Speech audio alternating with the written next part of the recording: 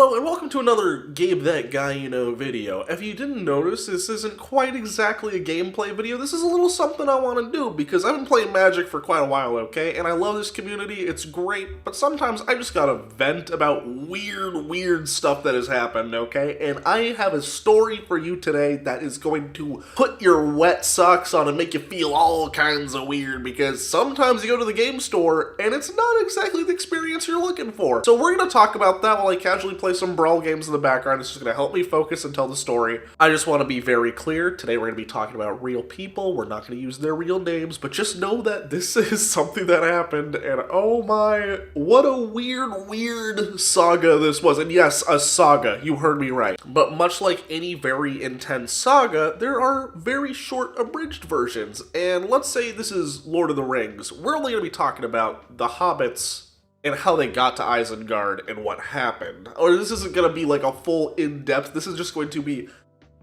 what you need to know to understand why I find this to be such a funny interaction that I've had. So, we're going to get into the games, and we're going to start.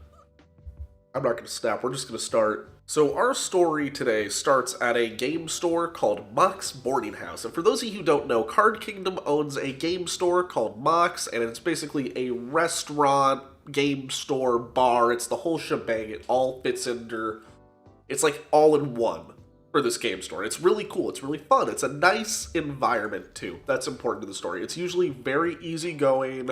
It's pretty like, it's a place where if you're not into, oh, they can see it. It's a place where, like, if you're not into the super, like, geeky side of everything and you don't have, like, friends to hang out with that are super into Magic and you're just kind of, like, dipping your toe in the pool, go to Mox. Great place to start. It's just a generally nice vibe going on. Now on to the nice vibe that was not had. They hold a Commander Night every Wednesday at my local Mox where basically me and two of my friends would roll up with our Commander decks and our little satchels and would be like, hey, we need a fourth. And that was difficult. That was very difficult to come across that because usually everybody came as just them, them and one other person, or a full pod just looking for somewhere to play. We did not have that. What we did have was me, my two roommates, and that was it. So of course we needed a fourth player. So we sat down, we flagged up our hand and said, hey, anybody else want to join in our game? And for a while it was radio silence. Nothing really came of it until the protagonist of our story walked up, and for sake of anonymity, we're going to call him Jimmy. This is Jimmy Big Spells Johnson, and oh boy, when I tell you we met a character, we met a character. So first thing when he sits down is he makes a really big point of, guess what deck I'm going to be playing today? And we're like, oh, you know, what deck? Like, we were just kind of like shuffling around like our roughly pre-con level decks that we threw together. My roommate Hunter isn't like super into Magic, so we just had like a bunch of low-powered decks that we were just kind of testing out to see like what he did like, what he didn't. And he was just like, oh, we're just playing these. And he was like, oh, I have a pre-con level deck. I call it Big Spells. We were like, okay, yeah, sure, play your Big Spells deck. That sounds cool. Oh, we didn't know. So what he was playing was this Commander from Strixhaven where it dealt like 10 damage to an opponent at random and he gave it Infect. So not very pre-con level. But the whole point of this deck was to get big spells into your hand and cast big spells like, you know, he said he was gonna do. Very cool. He was very upfront about what he was doing, and that's important because you always want to be upfront with what kind of game you want to play, so you know what, good for him for being honest. The game went fine. We lost. No bad blood. We were just kind of like, okay, cool. That's what that was like. We go to play again, and he's like, how many playing big spells again? Mind you, I'm glossing over it.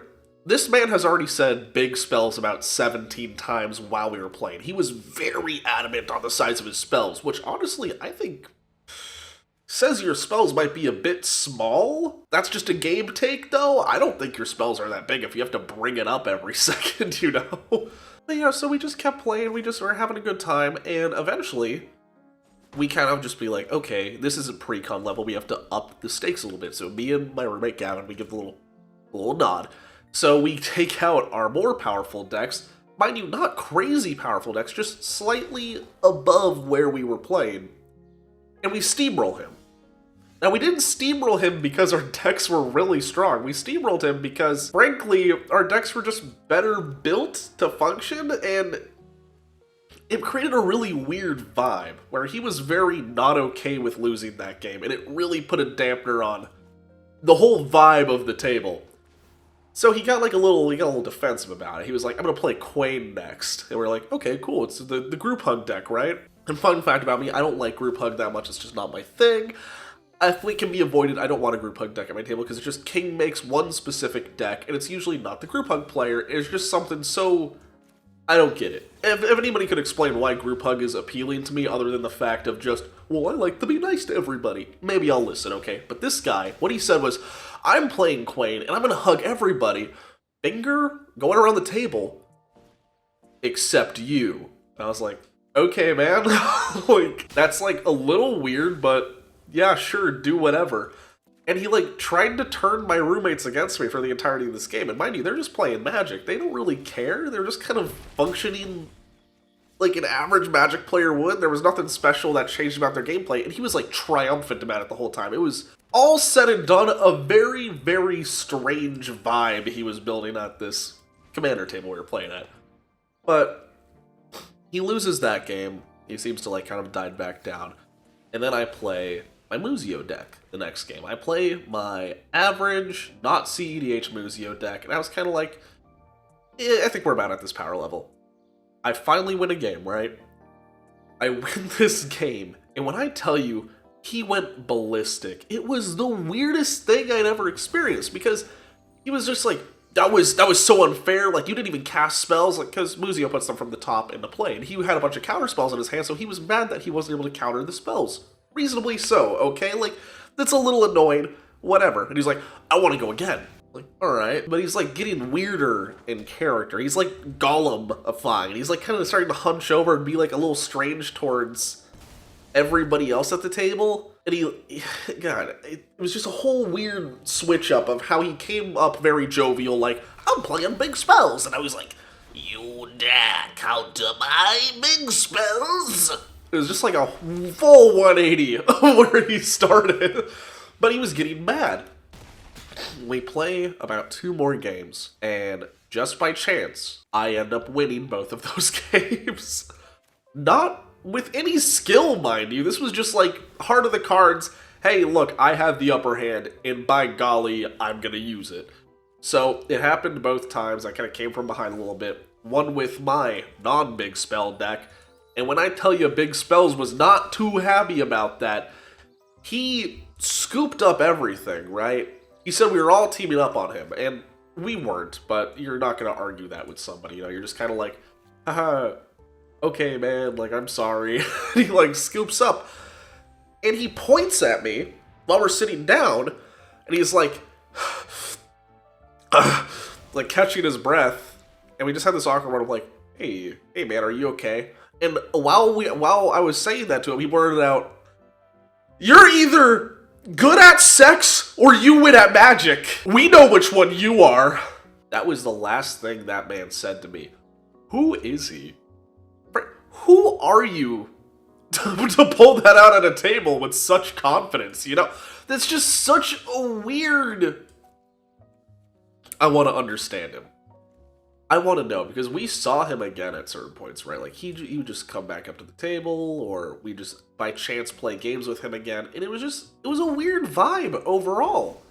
And he never dropped the weird vibe. And one time, my other friend, Jake, got really drunk, and he was just like, we were at game night together, we were playing, and Jimmy was still being openly hostile towards me and my other roommates, but was like being very forward in his flirting with this other. It was just so weird because he was just like, yeah, you should ditch them and come with me to the bathroom in a game store. Like, what are you doing? That's such strange behavior. We don't know you like that. Like, nobody here knows you like that. Don't talk like that. Please. You know the whole thing of like, guys are really weird towards women in game stores, and like, it's such an epidemic of like just being freaks, being little freaks. This guy was trying to even the playing field, I tell you what, because nobody there felt comfortable. And it was insane what this man was pulling off. I had never felt like a woman more in my life than right then. Because even though he was pissed at me and being really weird, he still put the offer on the table to me! As a supposed arch nemesis of this story. Because he was like, you know, oh, you either have sex or you're good at magic. So apparently he was trying to make me worse at magic by having sex with me. Like, I want to understand the logic that went through his head with that whole situation, because it just, on paper, that's not a natural progression of knowing somebody, obviously. Like, I don't have to tell you guys to not do that at a game store. You don't go, hey, these other two people in our pod suck. They're lame. I'm gonna go give you a blowy in the stall. Like, that's just not how things proceed in that situation. Over the 3-week course of this saga, every week, this man played big spells, and by golly, I can't hate him for that. You can be a creep. You can be a freak. Hell, you can even harass people. You shouldn't, but that's technically something you're able to do, even if it makes you a garbage person. But this man's commitment to the bit of just playing only big spells made him more of an enigma than he already was. He was already winning the most interesting person award, and like, not interesting in a good way. People can be like, oh, well, you're quite an interesting individual. This guy was unsettling, yet somehow always reeled my attention back in whenever I saw him at a game store, because he just brought that energy to everybody, no matter what. And it's so strange that people like that exist. I've never been offered that much schmegs before. In such a public setting, too. Like, sir, who are you? And what are you doing? This is not the place. But, you know, it's just like, I still think about it to this, I still think about it to this day, because it's just such an integral memory to me by now. Because obviously, I could have just been over it by now. I could have been like, well, that was one weird customer. That's over with. But I see him at conventions, right? I see him in Seattle and Bellevue and Vegas, and I just wonder if anybody else is getting this treatment, or I just hosed this man with my pet deck so bad that I turned him into a predator. That's... I don't know. That was kind of a rambly story. It's over now, thank God. But like, if you ever see somebody and you're like, this person feels like the vibe of Jimmy, it's Jimmy.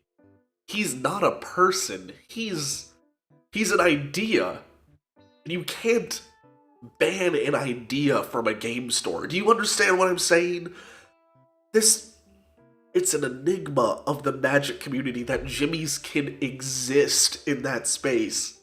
That they come to this space. This man said, I'm coming to sling spells, I'm coming to harass people, and if you win at me, by golly, you're a virgin. And that's that. And there's no further discussion to be had, and I will leave this game store after the game. Like, oh my god. Video over. That's off my chest. Jimmy, if you watch this, you know who you are. Oh my god.